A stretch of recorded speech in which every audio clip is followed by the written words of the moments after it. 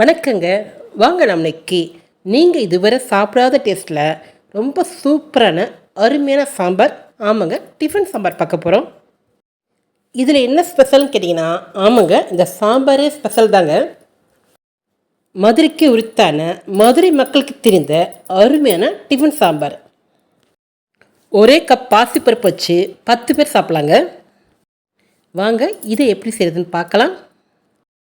இந்த சாம்பாருக்கு பாசிப்பருப்பு மட்டும்தான் உபயோகப்படுத்தணும். மதுரையில் வீடுகளில் பெரும்பாலும் டிஃபன் சாம்பார்னால் பாசிப்பருப்பு மட்டும்தான் உபயோகப்படுத்துவாங்க. இப்போ இந்த பருப்பில் தண்ணி ஊற்றிக்கலாம். பருப்பை நல்லா குழைய வேக விடணுங்க.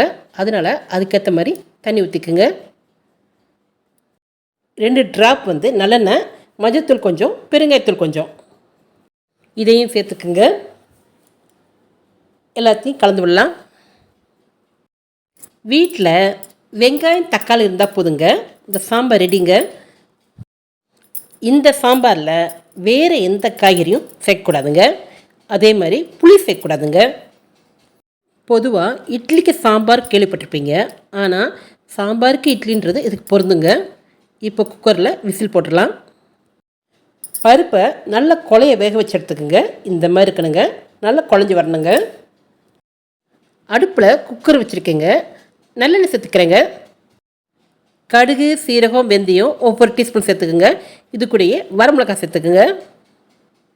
நம்ம சேர்த்துருக்கிற இந்த பொருட்கள் நல்லா பொரியட்டுங்க. வெயிட் பண்ணலாம். பொரிஞ்சிடுச்சுங்க. இப்போ வெங்காயம் சேர்த்துக்கலாம்.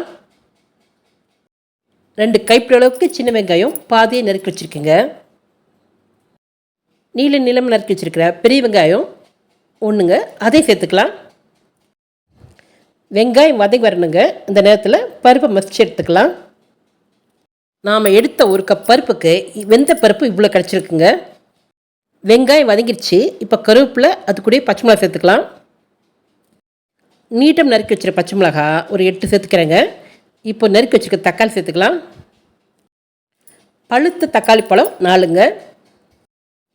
இந்த சாம்பாருக்கு புளிப்பு தரது தக்காளி பழம் மட்டும்தாங்க. நீங்கள் புளிப்பு சாப்பிட்றா இருந்தால் கூட 1 சேர்த்துக்குங்க. நான் இப்போ இதில் 4 பழம் சேர்த்துருக்கேங்க. தக்காளி பழம் சேர்த்துட்டு நல்லா வதக்கி விடுங்க. தக்காளி அந்த எண்ணெயிலேயே நல்லா வதங்கி வரணுங்க. இப்போ இதுக்கு தேவையான பொடிகள் சேர்த்துக்கலாம். குழம்பு மிளகாத்தூள் 2 டேபிள் ஸ்பூன், மிளகாய்த்தூள் 1 டேபிள் ஸ்பூன், அரை டீஸ்பூன் மஞ்சத்தூள்.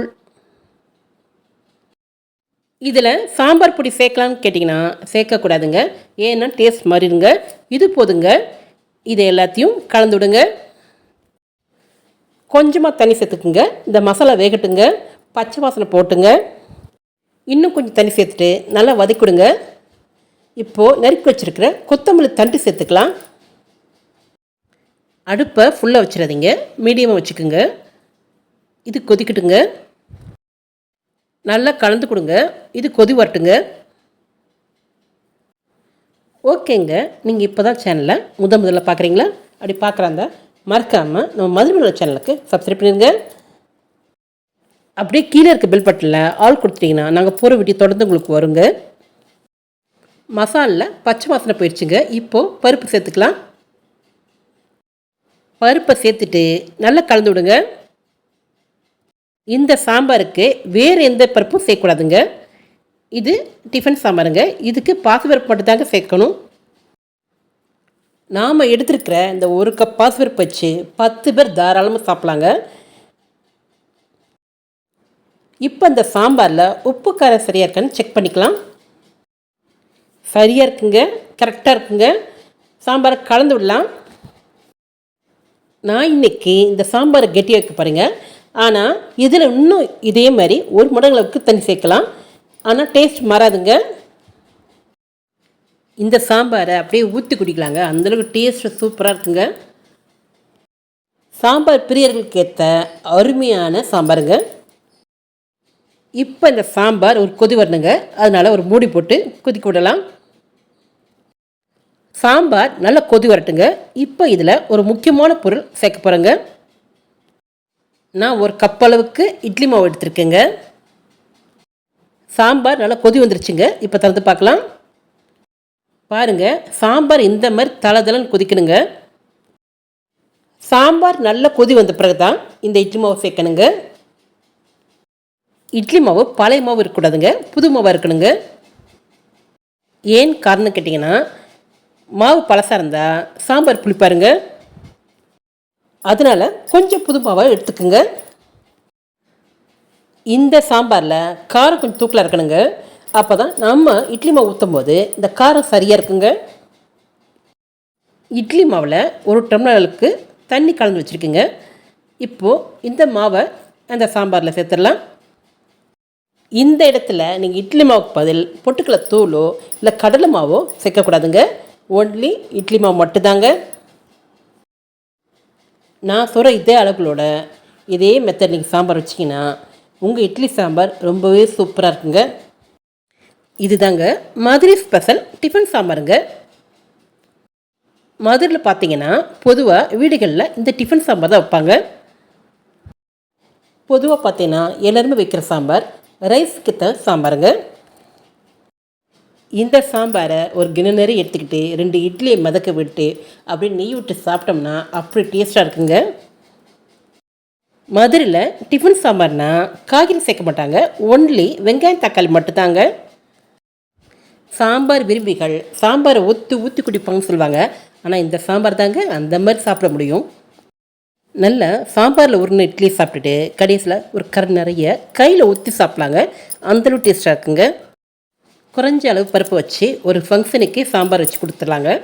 அந்தளவுக்கு இந்த சாம்பார் சரியாக வருங்க. நீங்கள் ஒரு முறை சாம்பார் வச்சு கொடுத்தீங்கன்னா உங்களை திரும்ப திரும்ப செய்ய சொல்லி கேட்பாங்க. அந்தளவு டேஸ்டான சூப்பரான அருமையான சாம்பாருங்க. சாம்பாரோட அந்த வாசனையே அருமையாக இருக்குங்க. டேஸ்ட் ரொம்ப ரொம்ப சூப்பருங்க. இந்த குழம்போட அந்த திக்னஸ் பாருங்கள், கலர் பாருங்கள். இதில் தண்ணி இன்னும் சேர்க்கலாங்க.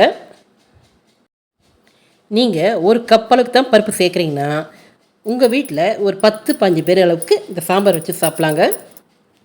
அந்தளவுக்கு சாம்பாரோட அளவோ அதனோட திக்னஸோ சரியாக இருக்குங்க.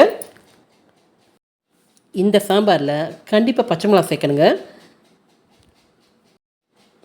பச்சை மிளகா சேர்த்து செய்யும்போது அது காரம் அப்படியே சுள்ளுன்னு இருக்குங்க. டேஸ்ட்டு அற்புதமாக இருக்குங்க. ஓகேங்க, நாங்கள் இப்போ சூடான இட்லி கூட இந்த அருமையான சுவையான சாம்பார் சேர்த்து சாப்பிட போகிறோங்க. இந்த சாம்பார் இருக்கும்போது வேறு சட்னி எதுவும் தேவைப்படாதுங்க. அப்படியே உங்களுக்கு சட்னி வேணும்னா தேங்காய் சட்னி போதுங்க. இப்போ சாப்பிட்டு பார்த்துடலாம். பஞ்சு மாதிரி இட்லி கூட இந்த சாம்பார் அவ்வளோ பொருத்தமாக இருக்குங்க. இதை பார்க்குறவங்களுக்கு கண்டிப்பாக எச்சில் வருங்க. அந்தளவுக்கு சாம்பார் சூப்பராக இருக்குங்க. ஓகேங்க, நீங்களும் இதே மாதிரி சூப்பரான சுவையான இந்த டிஃபன் சாம்பாரை ஒரு முறை செஞ்சு பாருங்கள். செஞ்சு பார்த்துட்டு எப்படி இருக்குன்னு சொல்லுங்கள். மறக்காமல் சப்ஸ்கிரைப் பண்ணிடுங்க. இந்த வீடியோ உங்களுக்கு பிடிச்சிருந்தா உங்கள் லைக்ஸையும் கமெண்ட்ஸையும் கொடுங்க. ஃப்ரெண்ட்ஸுக்கு ஷேர் பண்ணுங்கள். இதே போல் மற்றும் ஒரு வீடியோவில் சந்திக்கலாம். நன்றி.